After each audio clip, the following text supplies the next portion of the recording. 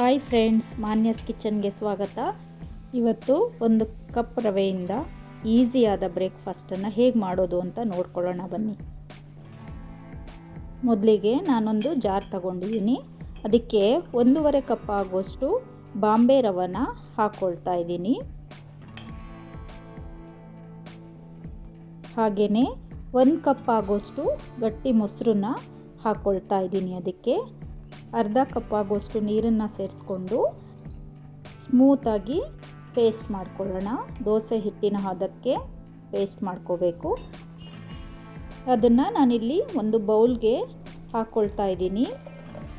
ಈ ಹಿಟ್ಟನ್ನು ಚೆನ್ನಾಗಿ ಮಿಕ್ಸ್ ಮಾಡಿ ಒಂದು 20 ನಿಮಿಷದಷ್ಟು ಹೊತ್ತು ನೆನೆಯೋದಕ್ಕೆ ಬಿಡಬೇಕು. ಆದ್ದರಿಂದ ನಾನು ಇದನ್ನು ತೆಗೆದು ಸೈಡಿಗೆ ಇಟ್ಕೊಳ್ತಾ ಇದ್ದೀನಿ.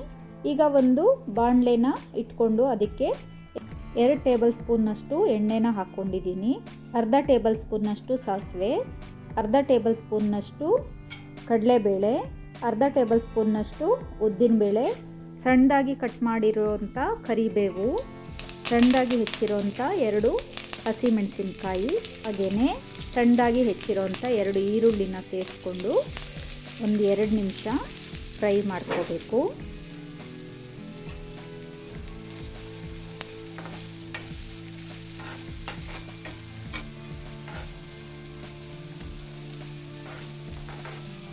ಈಗ ಈ ಈರುಳ್ಳಿ ಚೆನ್ನಾಗಿ ಫ್ರೈ ಆಗಿದೆ. ಇದನ್ನು ತಣ್ಣಗಾದ್ಮೇಲೆ ರುಬ್ಬಿಟ್ಟಿರೋಂಥ ಹಿಟ್ಟಿನ ಜೊತೆ ಸೇರಿಸ್ಕೊಳ್ಳೋಣ.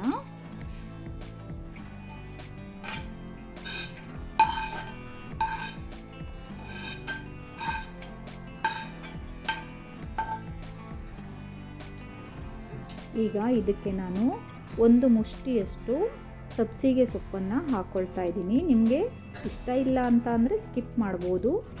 ಸ್ವಲ್ಪ ಕೊತ್ತಂಬರಿ ಸೊಪ್ಪು, ರುಚಿಗೆ ತಕ್ಕಷ್ಟು ಉಪ್ಪು, 1/4 ಟೇಬಲ್ ಸ್ಪೂನ್ನಷ್ಟು ಅಡುಗೆ ಸೋಡಾನ ಹಾಕ್ಕೊಳ್ತಾ ಇದ್ದೀನಿ.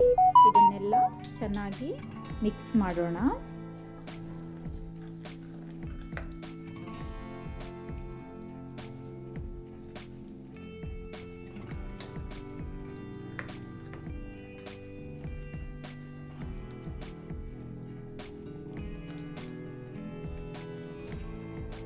ಈಗ ನಾನಿಲ್ಲಿ ಚಿಕ್ಕದಾದ ಒಗ್ಗರಣೆ ಬಾಣಲಿನ ಇಟ್ಕೊಂಡು ಅದಕ್ಕೆ 2 ಟೇಬಲ್ ಸ್ಪೂನ್ನಷ್ಟು ಆಯಿಲ್ನ ಹಾಕ್ಕೊಳ್ತಾ ಇದ್ದೀನಿ. ಈಗ ರೆಡಿಯಾಗಿರೋಂಥ ಹಿಟ್ಟನ್ನು 2 ಸ್ಪೂನ್ನಷ್ಟು ಹಾಕ್ಕೊಳ್ಳೋಣ. ಇದನ್ನು ನಾವು ಮೀಡಿಯಮ್ ಫ್ಲೇಮ್ನಲ್ಲೇ ಬೇಯಿಸ್ಕೋಬೇಕು, ಇಲ್ಲ ಅಂತ ಅಂದರೆ ಒಳಗಡೆ ನೀಟಾಗಿ ಬೆಂದಿರೋದಿಲ್ಲ. ಈಗ ನಾನು ಒಂದು ಚಿಕ್ಕದಾದ ಪ್ಲೇಟಿಂದ ಕವರ್ ಮಾಡ್ತಾ ಇದ್ದೀನಿ. ಈಗ ನೋಡಿ, ಸುತ್ತ ಎಲ್ಲ ಚೆನ್ನಾಗಿ ಬೆಂದಿದೆ. ಚಿಕ್ಕದಾದ ಸ್ಪೂನ್ನ ಸಹಾಯದಿಂದ ಈಗ ಇದನ್ನು ತಿರುವಿ ಹಾಕ್ಕೊಳ್ಳೋಣ. ಇದನ್ನು ಸಣ್ಣ ಉರಿನಲ್ಲೇ ಬೇಯಿಸ್ಕೋಬೇಕು, ಇಲ್ಲಾಂದರೆ ಒಳಗಡೆ ಎಲ್ಲ ನೀಟಾಗಿ ಬೆಂದಿರೋದಿಲ್ಲ. ನೋಡಿ, ಇವಾಗ ಇದು ರೆಡಿಯಾಗಿದೆ. ಇದನ್ನು ನಾವು ಕಾಯಿ ಚಟ್ನಿ ಅಥವಾ ಟೊಮೊಟೊ ಚಟ್ನಿ ಜೊತೆಗೆ ಸರ್ವ್ ಮಾಡ್ಬೋದು.